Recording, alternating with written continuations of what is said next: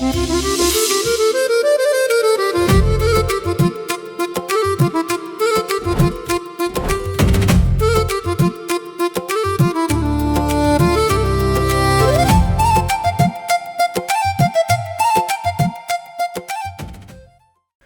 দর্শক, ঈদুল আজহা উপলক্ষে মৎস্য ও প্রাণী সম্পদ মন্ত্রণালয় এবং প্রাণী সম্পদ অধিদপ্তরের প্রস্তুতি বিষয়ে বিশেষ আলোচনা অনুষ্ঠানে আপনাদের সকলকে সাদর আমন্ত্রণ জানাচ্ছি। আমরা জানি যে পবিত্র ঈদুল আজহায় একটি প্রধানতম উপাদান হচ্ছে কোরবানি, এবং এই কোরবানি দিতে আমাদেরকে প্রচুর পরিমাণ গবাদি পশু সেটা কিন্তু প্রস্তুত রাখতে হয়, যাতে মানুষজন তাদের সামর্থ্য অনুযায়ী কোরবানি দিতে পারেন। আর তার সাথেই কিন্তু জড়িত থাকে এই মৎস্য প্রাণী সম্পদ মন্ত্রণালয় এবং প্রাণী সম্পদ অধিদপ্তর। আর সেই বিষয়গুলোকে নিয়ে আমরা আজকে কথা বলবো।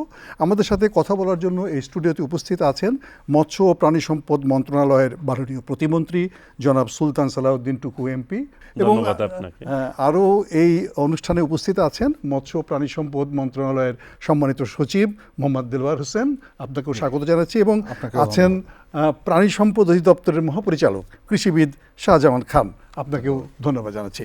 আমরা প্রথমেই মাননীয় মন্ত্রী মহোদয় আপনার কাছ থেকে যেটা জানতে চাই সেটা হচ্ছে যে কথাটা শুরুতেই বলছিলাম যে প্রতি বছর কোরবানির জন্য আমাদের প্রচুর পরিমাণে গবাদি পশুকে প্রস্তুত রাখতে হয়, এবং তার জন্য কিন্তু মানুষ যাতে কোরবানি দিতে পারেন ঠিক মতো, তাদের আকাঙ্ক্ষা অনুযায়ী কাজটা করতে পারেন, তার জন্য কিন্তু অনেক রকমের প্রস্তুতি রাখতে হয়। আপনারা কতখানি প্রস্তুতি নিয়ে রেখেছেন এবারের এই ঈদুল আজহা উপলক্ষে? এই কোরবানির ঈদ অত্যন্ত আনন্দের সাথে মানুষ উদযাপন করে থাকে।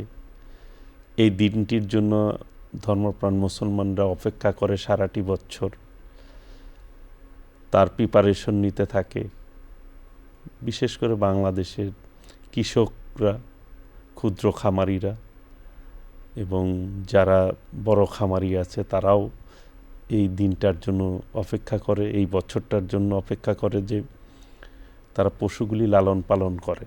কুরবানির জন্য যেই পশুগুলি তৈরি করে সেগুলি কিন্তু সারা বছর পরিচর্যা করে তারা, এটা কিন্তু অন্য কোথাও বিক্রি করে না সহজে। তো যারা কিনে ক্রেতা তারাও আগ্রহ সহকারে কার চেয়ে কার গরু কত ভালো হবে, কার চেয়ে কার ছাগলটা একটু দেখতে সুন্দর হবে, এটা একটা প্রতিযোগিতা থাকে। ঈদ উল ফিতরে যেরকম জামা কাপড়ের প্রতি আগ্রহ থাকে মানুষের, এইখানে হচ্ছে গরু, ছাগল, ভেড়া, মহিষ, এই দিকে আগ্রহ থাকে, কে ভালো কুরবানি দিবে।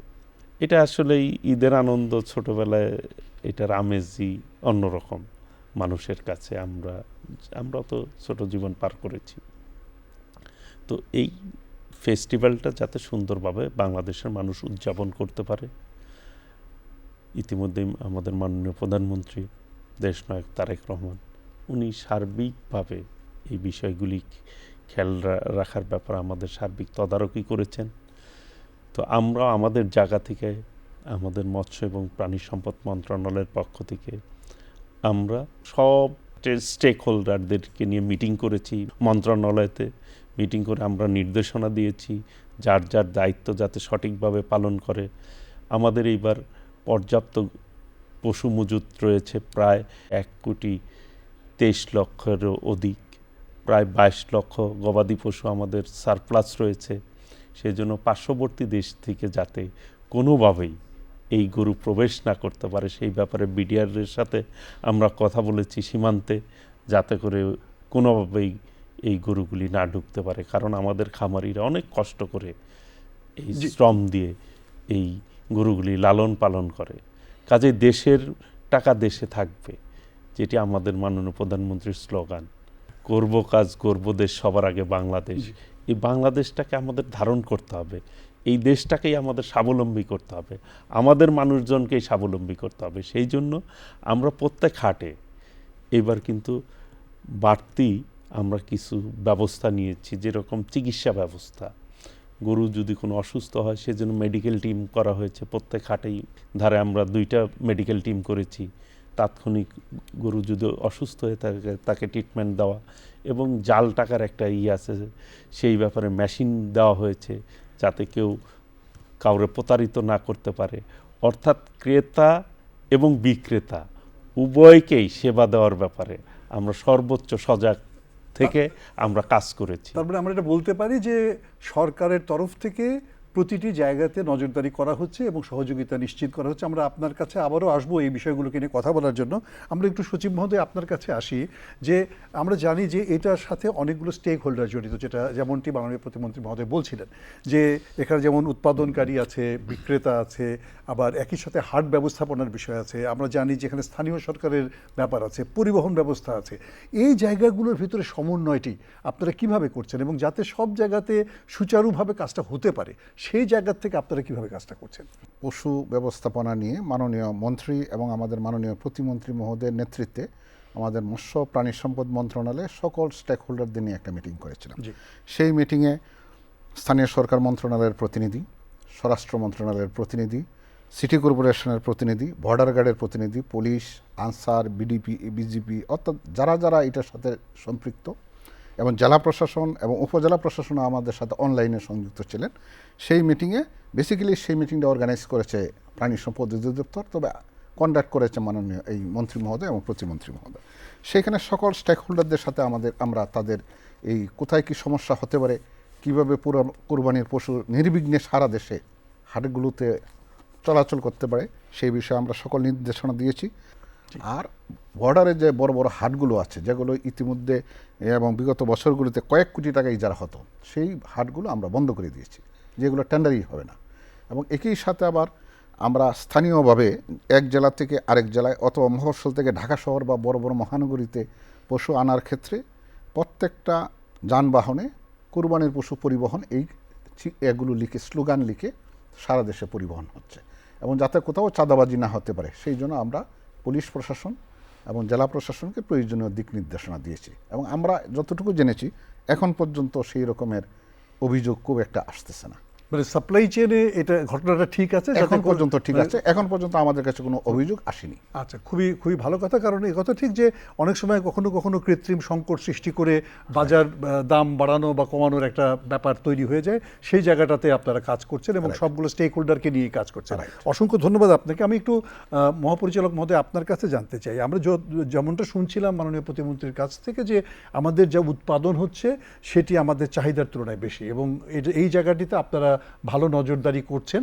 কিন্তু আপনি কি আমাদেরকে বলবেন কিনা যে আমাদের স্থানীয় পর্যায়ে যে গবাদি পশুগুলো পালন করা হচ্ছে সেগুলো কতখানি নিরাপদতার নীতিকে মেনটেন করে করা হচ্ছে, অর্থাৎ সেখানে কোনো রকমের বাজে উপাদান ব্যবহার না করে খামারিরা যে ভালো গরু উৎপাদন করছেন, এই বিষয়ে যদি আপনি আমাদেরকে একটু বলেন যে সেই জায়গায় আপনারা কতখানি তদারকি করছেন? প্রাণী সম্পদ অধিদপ্তর উৎপাদনমুখী একটি প্রতিষ্ঠান এবং সম্প্রসারণমূলক একটি প্রতিষ্ঠান কার্যক্রম করে থাকে। আমাদের এই কুরবানি উপলক্ষে কুরবানি শেষ হওয়ার পরেই আমরা প্রথমেই খামারি নির্বাচন করি এবং আমাদের এই বছর কতগুলি কুরবানি হলো এবং আগামীতে কী হতে পারে এই টার্গেটকে সামনে রেখে খামারি নির্বাচন করার পরে তাদেরকে প্রশিক্ষণ দেওয়া, তাদের খাদ্য ব্যবস্থাপনা, উন্নত খামার ব্যবস্থাপনা, ভ্যাকসিনেশন, ট্রিটমেন্ট সব কিছু মিলে আমরা সুন্দরভাবে তাদেরকে উঠোন বৈঠক থেকে শুরু করে সমস্তভাবে প্রশিক্ষণ দিয়ে থাকি। এরপরে তারা যখন গবাদি পশু পালন করে, আমাদের যারা মাঠ পর্যায়ে যে সমস্ত কর্মী আছে তাদেরকে আমাদের উপজেলা লাইভস্টক অফিসার আছেন, জেলা লাইভস্টক অফিসার আছেন, তারা সবসময় তদারকির মাধ্যমে খামারিদেরকে নিবিড়ভাবে সেবাদান প্রদান করে থাকে। এখানে যে কথাগুলি আপনি বলেছেন যে খাদ্য নিরাপত্তার বিষয়টা, আসলে আমাদের যে এখন ফার্মিং যে সিস্টেমটা, মানুষের মধ্যে যে একটা ভুল ধারণা যে স্টেরয়েড মিক্সড করা বা অ্যান্টিবায়োটিক দেওয়া, এটা মোটেই ঠিক না আর কি। আমাদের যে গ্রামীণ পর্যায়ে, প্রান্তিক পর্যায়ে যে খামারিরা যে গবাদি পশু পালে, সেটা বৈজ্ঞানিকভাবে সম্পূর্ণ দানাদার খাবারের যে রেশন সেটা সঠিকভাবে তারা খাওয়াচ্ছে, কাঁচা ঘাসের উপর নির্ভরশীল, খড়ের উপর নির্ভরশীল এবং কিছু কিছু আছে চর এলাকায় চারণভূমির উপর নির্ভরশীল।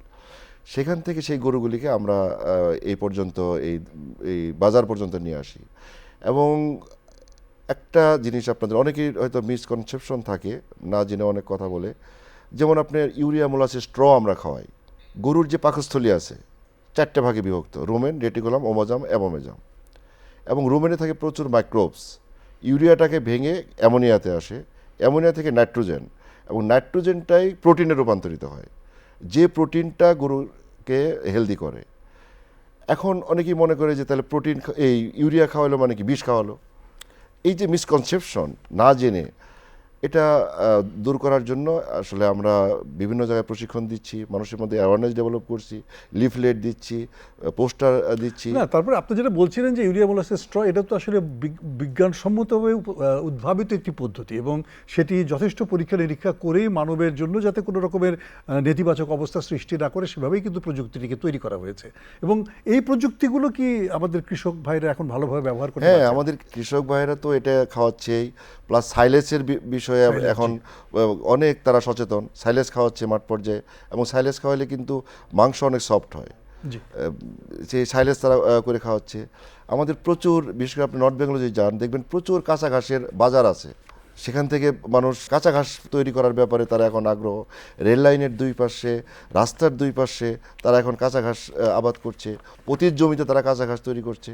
মানুষ আস্তে আস্তে সচেতন হচ্ছে। খুবই খুবই ভালো কথা, কারণ আসলে এটা ঠিক যে বাজারের থেকে যে গরুটি আমরা কিনবো বা যে প্রাণীটি আমরা কিনবো সেটি যদি নিরাপদ হয় এবং সেটা যদি দেখতে ভালো হয়, সুন্দর সতেজ হয়, তাহলে কোরবানি দেওয়াটাও অনেকের কাছে খুব অর্থবহ হয়ে ওঠে এবং আপনারা সেক্ষেত্রে কাজ করছেন, এজন্য আপনাদেরকে অসংখ্য ধন্যবাদ। মাননীয় প্রতিমন্ত্রী মহোদয়, আপনার কাছে আবারও আসি যে আমরা জানি যে এই কোরবানিকে ঘিরে আমাদের নানা রকমের কর্মযজ্ঞ চলে এবং এটা কিন্তু পরিবেশের উপর কিছু প্রভাব পড়ে, কারণ বিশেষ করে কোরবানি যখন হয় তখন এর রক্ত, মাংস, বর্জ্য ব্যবস্থাপনা নিয়ে কিন্তু একটা নেতিবাচক অবস্থা সৃষ্টি হয় এবং সাধারণ মানুষের ভিতরে কিন্তু এগুলো নিয়ে যে খুব সচেতনতা তৈরি হয়েছে এটা বলা যাবে না। এই জায়গাগুলোতে আপনারা কীভাবে চেষ্টা করছেন যাতে আমরা প্রথমত বর্জ্যগুলোকে সম্পদে রূপান্তরিত করতে পারি, কিভাবে করতে পারি, আর কিভাবে পরিবেশটাকে সুন্দর রাখতে পারি, এবং সেই ক্ষেত্রে আপনাদের কোনো পরিকল্পনা আছে কিনা? ইতিমধ্যেই আমরা প্রাণী সম্পদ অধিদপ্তর থেকে একটি সকল স্টেক হোল্ডারদেরকে নিয়ে আমরা কৃষিবিদ ইনস্টিটিউট খামারবাড়িতে আমরা একটি এই বজ্র ব্যবস্থা এবং হাটের কিভাবে সমন্বয় করা যায়, কুরবানিতে কিভাবে এটাকে সঠিকভাবে আমরা কুরবানিটা সম্পূর্ণ করতে পারি, চামড়া থেকে আরম্ভ করে সকল বিষয়ই প্রত্যেকটি স্টেক হোল্ডার, কসাই, ইমাম, মাদ্রাসার ছাত্র এবং ভেটেরিনারিতে যারা শিক্ষার্থী রয়েছে তাদেরকেও আমরা সম্পৃক্ত করেছি। তারা ইন্টার্নশিপ হিসাবে এটা তারা গ্রহণ করেছে আর কি। তো সারা দেশেই আমরা এই ব্যবস্থাটাকে কীভাবে সম্প্রসারণ করা যায় সেই ব্যাপারে আমরা পদক্ষেপ নিয়েছি, সঠিকভাবে করা যায়। যেটি নিশ্চিত করা দরকার মানুষের যে নিরাপদ খাদ্য, এই খাদ্যটা যাতে নিরাপদ হয় এবং সংখ্যামুক্ত থাকে এবং পরিবেশের ভারসাম্য যাতে ঠিক রাখতে পারি আমরা, সেই ব্যাপারে আমরা পদক্ষেপ নিয়েছি। যে ইদানিং কিন্তু চামড়াগুলি, অধিকাংশ চামড়া আমরা মাদ্রাসাগুলিতে দিয়ে থাকি। তো ওই মাদ্রাসাতে কিন্তু এবার আমরা বিনামূল্যে আমরা প্রস্তুতকরণের জন্য এই মাদ্রাসাগুলিতে কিন্তু আমরা লবণ দিয়েছি গভর্নমেন্টের পক্ষ থেকে, যাতে করে তাদের এই চামড়াগুলি তারা প্রস্তুত করতে পারে। এবং আমাদের এই যে টিমগুলি প্রাণী সম্পদ অধিদপ্তরের আওতায় যারা রয়েছে তারা কিন্তু এবার ঈদ তারা বাড়িতে উদযাপন করতে পারবে না, তারা এই প্রক্রিয়া সম্পূর্ণ করার ক্ষেত্রে সারা দেশে তারা কাজ করবে এবং মাদ্রাসার শিক্ষার্থীদেরকেও আমরা প্রশিক্ষণের আওতায় নিচ্ছি যাতে করে এই কাজগুলি সুন্দরভাবে সম্পূর্ণ করা যায়। সকলেই কিন্তু সম্পৃক্ত থাকে এই কুরবানির ক্ষেত্রে, যেটি যদি আপনি গাণিতিকভাবে এটা বিশ্লেষণ করেন, চিন্তা করেন, সংখ্যা দিয়ে স্টাডিজ পরিসংখ্যান হিসাবে চিন্তা করেন, এটা কিন্তু বিশাল একটি আয়োজন, বিশাল একটা অর্থনৈতিক কর্মকাণ্ড বটে। মূলত এই কুরবানি ব্যবস্থাটাকে দিন দিন আমরা আরও যাতে আমরা আধুনিক করতে পারি, মানুষের সেবাটা যাতে দিতে পারি, সেই ব্যাপারে আমরা পদক্ষেপ নিচ্ছি, চিন্তার মধ্যেও নিয়েছি। যেরকম আপনি খাদ্যের কথা বললেন, গোখাদ্যের কথা বললেন, ইতিমধ্যে আমরা প্রায় 825-এর অধিক খামারি, ক্ষুদ্র খামারিদেরকে আমরা প্রশিক্ষণ দিয়েছি অস্ট্রেলিয়ার একটি ঘাস উৎপাদন বাংলাদেশে কিভাবে বাড়ানো যায়, অর্থাৎ কোন ঘাসটা খেলে গবাদি পশু প্রোটিনের অভাব হবে না এবং দুধের পরিমাণ বৃদ্ধি হবে এবং তার শারীরিক গ্রোথও বৃদ্ধি পাবে। সেই লক্ষ্যে আমাদের ইতিমধ্যে আমরা একটি প্রজেক্ট আমরা হাতে নিয়েছি, এটা কিভাবে আমরা করতে পারি। আশা করি এইটা যদি আমরা সফল হতে পারি তাহলে পর্যাপ্ত পরিমাণ আমাদের মানুষরা দুধ পাবে এবং পর্যাপ্ত পরিমাণ মাংস যেটি সেটিও পাবে। আমরা বিদেশে এক্সপোর্ট করার চিন্তা করতেছি, পাশাপাশি দামও কিন্তু কমে যাবে, যেহেতু আপনার উৎপাদন খরচ কমে যাবে। ইনশাল্লাহ সেই অনুযায়ী মাংসের কিন্তু দামও আমরা কমাতে সক্ষম হব, সেইভাবে আমরা কাজ করে যাচ্ছি। এমনি এবছর যেমন আপনারা নিজেই বলছিলেন যে এবছর আমাদের বেশ কয়েক লক্ষ গবাদি পশু যেটা মানে উদ্বৃত্ত থাকবে কোরবানির যে সাপ্লাই এবং ডিমান্ডের প্রসঙ্গে। এই উদ্বৃত্ত গবাদি পশুগুলোকে নিয়ে আপনারা কিভাবে মানে খামারিরা কি করতে পারে বা তাদের জন্য আপনি কি পরামর্শ দেবেন? খামারিরা যে উদ্বৃত্ত থাকবে সেটা পরের বছরের জন্য আবার তারা প্রস্তুত করবে। পাশাপাশি এটা যাতে আমরা এক্সপোর্ট করতে পারি, ইতিমধ্যেই কিন্তু আমরা এই মিট প্রসেসিং সেন্টার 13টা জায়গায় আমরা স্থাপন করেছি, মানে আধুনিকভাবে এবং একটি বিজ্ঞানসম্মত উপায়ে একটি গরু কীভাবে জবাই করা যায়, মাংস কীভাবে আলাদা আলাদা করা যায়, সেইটা আমরা ইতিমধ্যেই সারা দেশেই আমরা এই প্রজেক্টটা নিব আগামী দিনে, যাতে করে এই যে বজ্র ব্যবস্থাপনা আপনি যেটি বললেন যে গরুর প্রত্যেকটি অংশই কিন্তু আমরা কাজে লাগানোর জন্য চেষ্টা করতেছি, রক্ত থেকে আরম্ভ করে এবং ভুঁড়ি যেটি মানুষ নর্দমায় ফেলে দেয় সেটা থেকেও কীভাবে আমরা কাজে লাগাতে পারি। অনেক বিষয় যে চামড়ার যে পশমগুলি থাকে সেইগুলিও কিন্তু বাইরে আমরা এক্সপোর্ট করার চিন্তা করতেছি, যেটি কাজে লাগবে। তো সামগ্রিক ব্যবস্থাতে উন্নত করার জন্য আমাদের গবেষণা কেন্দ্র রয়েছে প্রাণী সম্পদ অধিদপ্তরের অধীনে, সেইগুলিতেও ওনারা কাজ করে যাচ্ছে। এই সেক্টরটা আশা করি আগামী দিনে বাংলাদেশের প্রান্তিক অর্থনীতিতে, যেটি আমরা চাচ্ছি যে আমাদের গ্রাম পর্যায়ে যদি মানুষ শক্তিশালী হয়, অর্থনৈতিকভাবে যদি স্বাবলম্বী হয়, তাহলে দেশ কিন্তু অটোমেটিক উন্নত হবে। এইভাবে আমরা আমাদের মাননীয় প্রধানমন্ত্রীর যেটি চাওয়া আশা, শহীদ রাষ্ট্রপতি জিয়াউর রহমান গ্রামকে গুরুত্ব দিয়েছেন, দেশনেত্রী বেগম খালেদা জিয়াও গুরুত্ব দিয়েছেন এবং আমাদের মাননীয় প্রধানমন্ত্রী উনিও গুরুত্ব দিয়ে কিন্তু কাজ করছে। মহাপরিচালক মহোদয়, আপনার কাছে একটি জিনিস আমি জিজ্ঞেস করতে চাই যে অনেক সময় গবাদি পশু যখন নাকি খামার থেকে শহরে বা বাজারে নিয়ে আসা হয়, অনেক সময় কিন্তু আহত হতে পারে পরিবহনকালে, এবং সেই জায়গাগুলোতে এই সমস্ত গবাদি পশুর যত্নের ক্ষেত্রে কি করা উচিত এবং কোন জায়গায় সতর্ক থাকা উচিত? আমাদের এনিমেলগুলো যখন ট্রান্সফার করে ঘুমায় পড়ে অনেক সময় এনিমেলগুলো, এই এনিমেলগুলো চাঙ্গা রাখার জন্য চোখে অনেক সময় মরিচের গুঁড়া দেয়। এটা প্রাণী কল্যাণ আইনের সম্পূর্ণ নিষেধ। অনেক সময় দেখা যায় যে ছোটো বড়ো এনিমেল একসাথে ট্রাকের মধ্যে গাদাগাদি করে নিয়ে আসে, যেটা প্রাণী কল্যাণ আইন অনুযায়ী মোটেই সমীচীন নয়। তো এই বিষয়গুলা প্রথমেই মেনটেন করা উচিত যারা এগুলো নিয়ে আসবেন। পাশাপাশি হচ্ছে যখন একটা এনিমেল নামায়, অনেক সময় যে ট্রাকের উপর থেকে ধাক্কা দিয়ে ফেলে দেয়, এটা না করে একটু যত্ন সহকারে যেহেতু নামানো হয়। কারণ দেখা যায় যে খামারি গরুটাকে লালন পালন করে গ্রাম থেকে যখন এটা নিয়ে আসে, তখন কিন্তু ব্যাপারীরা বা মধ্যস্বত্বভোগীরা নিয়ে আসে, প্রকৃত খামারি কিন্তু নিয়ে আসে না। সো প্রকৃত খামারির ওই গরুর প্রতি যে দরদ, সেই দরদটা কিন্তু এই ব্যাপারীর থাকে না, যার কারণে এখানে প্রাণী কল্যাণ আইনের অনেকটা লঙ্ঘন ঘটে। আমরা সেই জিনিসটাকে অবশ্যই ফলো করি। যদি আহত হয় বাজারে নিয়ে আসার পরে আমাদের মেডিকেল টিম আছে, তাদের সাথে অবশ্যই যোগাযোগ করে আমাদের যে চিকিৎসা সেই চিকিৎসা গ্রহণ করার জন্য আমি খামারিদেরকে, যারা এই ব্যবসার সাথে জড়িত, তাদেরকে অনুরোধ করব। সচিব মহোদয়, আপনার কাছে যেটা জানতে চাই, এই যে এইখানে যে প্রায় লক্ষ কোটি টাকার একটা মানে ব্যবসা বাণিজ্যটা হয়, এটি আমাদের অর্থনীতিতে কি ধরনের প্রভাব ফেলে বলে আপনি মনে করেন? যে কারণ আমাদের শহরের টাকা চলে যাচ্ছে একদম গ্রামে এবং সবচেয়ে দরিদ্র কৃষকের কাছে, এটার একটা অর্থনৈতিক প্রভাবটা আমাদের, এইটা তো বলার অপেক্ষাই রাখে না যে এই প্রায় 1 লক্ষ কোটি টাকার যে ব্যবসা, এইটার মাধ্যমে গ্রামীণ অর্থনীতি বা প্রান্তিক পর্যায়ে সারা বছরের অর্থনীতির এটা একটা প্রতিফলন। সারা বছর কৃষক সেই বা প্রান্তিক খামারি এই গরুগুলোকে বা পশুগুলোকে লালন পালন করে এবং সেই লালন পালন করার ফলে ঈদের সময় তারা এগুলো বিক্রি করে এবং যে টাকাটা পায় এটা দিয়ে আবার সে নতুন করে গরু বা ছাগল কিনে বা মহিষ কিনে। এই যে টাকাটা একটা রোলিং হয় এবং তার জীবিকাও খুব সুন্দর চলে এটা দিয়েই। শুধু যে নতুন গরু কিনতেছে বা নতুন পশু কিনতেছে তা না, এটা দিয়ে তার জীবন জীবিকা নির্বাহ হচ্ছে এবং তার পরিবারে ভরণ পোষণ হচ্ছে, সন্তানদের লেখাপড়া হচ্ছে এবং যারা ছোট খামারি বা মাঝারি খামারি আছে তারা কিন্তু এটা দিয়ে তাদের ব্যবসা পুঁজি বাড়াচ্ছে। সুতরাং এটা একটা বিশাল ইম্প্যাক্ট আছে সারা দেশে এবং এই অনেক ক্ষেত্রে আবার যারা আমরা কুরবানি দিচ্ছি আমাদের টাকাগুলো গ্রামাঞ্চলে যাচ্ছে, আবার গ্রাম থেকে পর্যায়ক্রমে এটা সারা দেশে সঞ্চালিত হচ্ছে। হ্যাঁ, তো এটা একটা বিশাল ভূমিকা রয়েছে অর্থনীতিতে। মানে শুধুমাত্র এটা মানে কোরবানির বিষয় না, একটা অর্থনৈতিক কর্মকাণ্ড, একটা বিশাল কর্মকাণ্ড। জি, মাননীয় প্রতিমন্ত্রী মহোদয়, আমরা জানি যে আমাদের দেশের তরুণ সমাজ এখন অনেকেই গবাদি পশু পালন করছে। আত্মকর্মসংস্থানের ক্ষেত্র হিসেবে যেমন এটা গ্রহণ করছে, ব্যবসায় উদ্যোগ হিসেবে এটা গ্রহণ করছে। কিন্তু এই ব্যবসায় উদ্যোগ গ্রহণ করার জন্য তাদের কয়েকটা জিনিস দরকার, যেমন তাদের প্রশিক্ষণ যেমন দরকার, একই সাথে তাদের কিন্তু ক্যাপিটাল সাপোর্ট দরকার এবং তাদেরকে অনেক রকমের প্রযুক্তি সহায়তা যেমন দেওয়া দরকার। আপনারা আপনাদের সরকারের তরফ থেকে এই তরুণ উদ্যোক্তাদেরকে উৎসাহিত করার জন্য বিশেষ কোনো পরিকল্পনা করছেন কিনা? ইতিমধ্যে কিন্তু পদক্ষেপ গ্রহণ করেছেন মাননীয় প্রধানমন্ত্রী। টাঙ্গাইল থেকে কৃষক কার্ড দিয়েছে। এই খামারিরাও কিন্তু কৃষক কার্ডের আওতায় থাকবে। এই কৃষক কার্ডে কিন্তু আপনি 10 ধরনের সহযোগিতা পাচ্ছেন। পরবর্তীতে এই খামারি থেকে আপনার উৎপাদন থেকে ভোক্তা পর্যন্ত পৌঁছানোর ক্ষেত্রে সকল সুবিধা কিন্তু এই কৃষক কার্ডের মধ্যে বিদ্যমান থাকবে।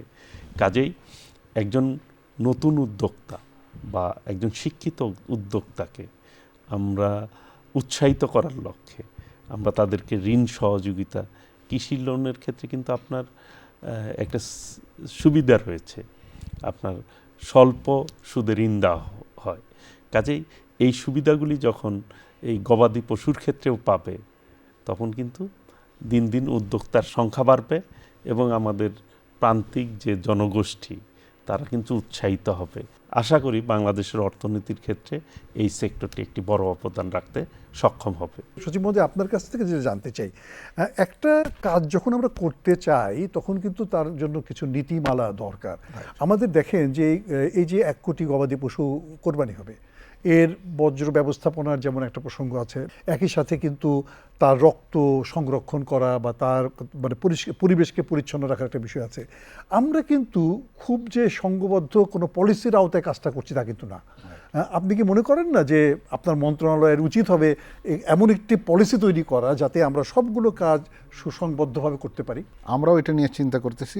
ইতিমধ্যে আমরা প্রাণী সম্পদ অধিদপ্তরের সাথে এই বিষয় নিয়ে একাধিকবার আলোচনা করেছি যে একটা সমন্বিত প্রচেষ্টা বা আইনের মাধ্যমে কাঠামোর মধ্যে এটা নিয়ে আসতে হবে।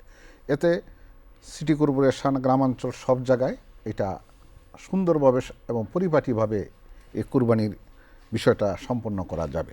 প্রাণী সম্পদ অধিদপ্তরের যারা মাঠ পর্যায়ের কর্মকর্তা কর্মচারী আছেন তারাও সিটি কর্পোরেশনের সাথে এবং জেলা পর্যায়ে জেলা প্রশাসনের সাথে মিলে এমনকি উপজেলা পর্যায়ে পর্যন্ত আমাদের লোকজন কিভাবে এই বর্জ্য থেকে শুরু করে এই গরুর কুরবানির যে বিভিন্ন অংশ যেমন রক্ত, চর্বি, হাড়, এইগুলো কিভাবে ভবিষ্যতে একটা কাঠামোর মধ্যে নিয়ে সে রপ্তানি থেকে শুরু করে এবং চামড়া যাতে নষ্ট না হয় সেই বিষয়েও আমরা কাজ করতেছি এবং আমরা আশা করি খুব শীঘ্রই আমরা একটা সমন্বিত নীতিমালা প্রস্তুত করতে সক্ষম হব। খুবই চমৎকার। আপনার কাছে এই প্রসঙ্গটা নিয়ে আরেকটা কথা বলতে চাই। গত কয়েক বছরে দেখা গেছে যে চামড়াটা নিয়ে কিন্তু খুব অনিয়ম হয়েছে এবং অনেক রকমের অবহেলার মধ্যে একটা দারুণ সম্পদ কিন্তু আমরা নষ্ট করে ফেলেছি। এই জায়গাটাতে আপনারা বিশেষ করে নজর দিচ্ছেন। চলতি বছর আমরা শিল্প মন্ত্রণালয়ের মাধ্যমে এবং বাণিজ্য মন্ত্রণালয়ের মাধ্যমে সকল এতিমখানায়, মাদ্রাসা এইগুলোতে পর্যাপ্ত পরিমাণে মানে এই 1 কোটি গবাদি পশুর হিসাবে আমরা প্রতিটা চামড়ায় 6 কেজি হিসাব ধরে লবণ বিনামূল্যে সরকার সরবরাহ করেছে। এবং আমরা যেটা প্রাণী সম্পদ অধিদপ্তর করেছেন যে আমরা উপজেলা পর্যন্ত তাদেরকে একটা প্রশিক্ষণের আওতায় নিয়ে এসেছি। 100% পারি নাই, কিন্তু আমরা সিংহভাগ মানুষকে একটা প্রশিক্ষণ দিয়েছি যাতে তাদের মাধ্যমে আবার অন্যরা এই বিষয়টা জানতে পারে যে চামড়াটা সংগ্রহ করার উইদিন 6 আওয়ার লবণ দিয়ে এটাকে সংরক্ষণ করতে হবে। যদি লবণ দেওয়ার কাজটা আমরা 6 ঘন্টার মধ্যে সম্পন্ন করতে পারি, আমাদের বিশ্বাস সিংহভাগ চামড়া সতেজ থাকবে এবং ভালো থাকবে এবং নষ্ট হবে না। খুবই ভালো উদ্যোগ, কারণ আসলে এটা অনেক সময় আমাদেরকে হতাশাগ্রস্ত করে ফেলে যে এত বড় একটি সম্পদ এবং যেখানে নাকি লক্ষ্য মানে গবাদি পশুর চামড়া সেটা অনেকটা নষ্ট হয়ে যাচ্ছে, পানির দরে বিক্রি হয়ে যাচ্ছে, ব্যবহার করা যাচ্ছে না। আপনারা ভালো উদ্যোগ নিয়েছেন। এটা যার সচেতনতার অভাব, আমরা সেই সচেতনতা তৈরির জন্য এই বছর পর্যাপ্ত ব্যবস্থা নিয়েছি এবং গত প্রায় 6 মাস যাবৎ প্রাণী সম্পদ অধিদপ্তর সারা দেশে এই প্রশিক্ষণ কার্যক্রম চালিয়ে যাচ্ছে, সবাইকে সচেতন করতে। আমরা একটু প্রাণী সম্পদ অধিদপ্তরের মহাপরিচালক আপনার কাছে আসি। আপনার কাছ থেকে যেটা জানতে চাই, একটি প্রসঙ্গ এসছে যে আমরা গবাদি পশুর মাংস বিদেশে রপ্তানি করতে চাই, আমাদের সেই সক্ষমতা আমাদের তৈরি করতে চাই, আমরা ভালো মানের কসাইখানা তৈরি করতে চাই। আপনি কি মনে করেন কিনা যে আমাদের এই জায়গাগুলোতে মানে হাত দেওয়ার কোন কোন ক্ষেত্র আছে, বিশেষ করে রোগ বালাই সংক্রান্ত বিষয়ে আমাদের একটু সতর্ক থাকার প্রয়োজন আছে, আমাদের একটু গুড অ্যানিম্যাল হাজবেন্ডারি প্র্যাকটিস যেটা সেটা একটু কাজে লাগানোর চেষ্টা করা দরকার আছে, আমাদের কোনো কোনো জোনগুলো তৈরি করার দরকার আছে। এই জায়গাগুলোতে আপনারা কি ভাবছেন যাতে আমরা সত্যিকার অর্থেই বিদেশের বাজারের জন্য উপযুক্ত প্রাণী সম্পদকে দিতে পারি, আর একই সাথে তাদের স্বাস্থ্য ব্যবস্থাপনাকে উন্নত করে একটি ভালো মানের গবাদি পশু যাতে আমরা তৈরি করতে পারি, তার ব্যবস্থা করতে পারি? সেক্ষেত্রে আপনারা কি করছেন? বর্তমান সরকার চাচ্ছে প্রাণী সম্পদকে একটি রপ্তানিমুখী, মাননীয় প্রতিমন্ত্রী বলেছেন যে রপ্তানিমুখী প্রাণী সম্পদ অধিদপ্তরে পরিণত করা, এবং আমরা সেই লক্ষ্যেই কাজ করছি। প্রাণী সম্পদ অধিদপ্তর, আপনি যেটা বললেন যে অতিরিক্ত যে গবাদি পশুগুলি আছে সেগুলা কিভাবে করা যায়, যে আমাদের মন্ত্রী মহোদয় বলছেন যে প্রসেসিং যে এরিয়াটা সেটা আমাদের এখন নাই বাংলাদেশে। আমাদের কিছু ছোটো আকারের আমরা কসাইখানা করেছি, কিন্তু মাংস সংরক্ষণাগার আমাদের নাই। এই সংরক্ষণাগুলো আমাদের তৈরি করতে হবে, এবং ইতিমধ্যেই মাননীয় প্রতিমন্ত্রী মহোদয় নির্দেশ দিয়েছেন আমরা সেভাবে প্রকল্প এবং উন্নত কসাইখানা, যেমন সিটি কর্পোরেশনগুলোতে আমাদের কোনো ভালো কসাইখানা নাই, সিটি কর্পোরেশনগুলোতে যদি আমরা কসাইখানা তৈরি করতে পারি এবং সংরক্ষণাগার তৈরি করতে পারি, সেই লক্ষ্যে আমরা প্রকল্প বা কাজ করছি। বিশ্বব্যাংকের সাথে আমাদের কথা হচ্ছে, ইতিমধ্যে কয়েকটা মিটিং আমাদের হয়েছে। আমরা সেই বিশ্বব্যাংকের সাথে আলাপ মাধ্যমে আমরা জোনিং করছি। যেমন আমাদের নর্থ বেঙ্গল, ঠাকুরগাঁ, পঞ্চগড়, রংপুর, ওই এরিয়াতে আমাদের প্রচুর পোলট্রি ফার্ম বড় বড়। আমরা যদি ওই রিজিয়নকে পোলট্রি এরিয়া হিসেবে নেই, আমরা যদি টাঙ্গাইল, পাবনা, সিরাজগঞ্জ, বগুড়া এই এরিয়াটা আমাদের নিয়ে যদি আমরা একটা ক্যাটেল জোন করি, এদিকে ভোলা আছে আমাদের, মহিষ আমাদের ওখানে হয়, ওই এরিয়াটা যদি আমরা বাফেলো এরিয়া হিসেবে নিতে পারি, নিয়ে যদি আমরা জোনিং করি এবং ওখানে যদি প্রসেসিং সেন্টার করতে পারি, এবং বিদেশে রপ্তানি করার জন্য যে কমপ্লায়েন্সগুলি দরকার সেটাকে যদি আমরা মেনটেন করতে পারি, ডিজিজ ফ্রি একটা এরিয়া, এবং ডিজিজ ফ্রি করতে গেলে আমাকে জোনিং করতেই হবে। এবং আমাদের যে ভ্যাকসিন এখন বর্তমানে বাংলাদেশে তৈরি হয় সেটা মাত্র 15% আমরা ডিমান্ডকে ফুলফিল করতে পারছি। এখন আমাদের ভ্যাকসিন প্ল্যান্ট তৈরি করতে হবে, সেই লক্ষ্যে আমাদের কাজ করছি, এবং আমাদের মন্ত্রী মহোদয় ইতিমধ্যেই আমাদের বলেছেন যে কীভাবে করা যায় সেই ব্যাপারে নির্দেশনা দিয়েছেন। আসলে অনেকগুলি কাজ সামনে আমাদের, কিন্তু সকলকে মিলে এগুলো করতে হবে সেটাই। জি, আপনি খুবই ভালো বলেছেন যে আসলে কাজগুলো আমরা যদি চিহ্নিত করতে পারি তাহলে করার জন্য হয়তো পরিকল্পনা গ্রহণ করা যায়। মাননীয় প্রতিমন্ত্রী মহোদয়, আপনি কি এটা মনে করেন কিনা যে আমরা যদি সকলে মিলে ক্ষেত্রগুলোকে চিহ্নিত করতে পারি, আর সকলে মিলে যদি সেই কাজটি করার জন্য আপনার নির্দেশনায় বা আপনার নেতৃত্বে যদি পুরো কাজটা এগিয়ে যায়, তাহলে আমাদের বাংলাদেশের লাইভস্টক সেক্টর সামনের দিকে সমৃদ্ধ সেক্টরে পরিণত হবে? আপনি কিভাবে দেখতে চান এই সেক্টরকে? অবশ্যই এই সেক্টরে কাজ করার অনেক ক্ষেত্র রয়েছে, যেটি প্রাণী সম্পদ মন্ত্রণালয়ের অধীনে যেই জিনিসগুলি রয়েছে, আমাদের প্রত্যেকটি স্টেক হোল্ডার যদি সম্মিলিতভাবে আমরা এটাকে অর্গানাইজ ওয়েতে কাজ করতে পারি, অবশ্যই এটা অনেক দূর আমরা এগিয়ে নিতে যেতে সক্ষম হব। বিশেষ করে এই গবাদি পশুর যেই বিষয়টা বলেছে, জোনওয়ারি ভাগ করে যদি আমরা এগুলিকে ইন্ডিকেট করে লোকেট করে যদি আমরা কাজ করি, পদক্ষেপ নিই, অবশ্যই আমরা ভালো করব, এবং আমাদের যথেষ্ট ভালো করার সম্ভাবনা রয়েছে, এবং আমাদের রিসোর্সও পর্যাপ্ত পরিমাণে রয়েছে।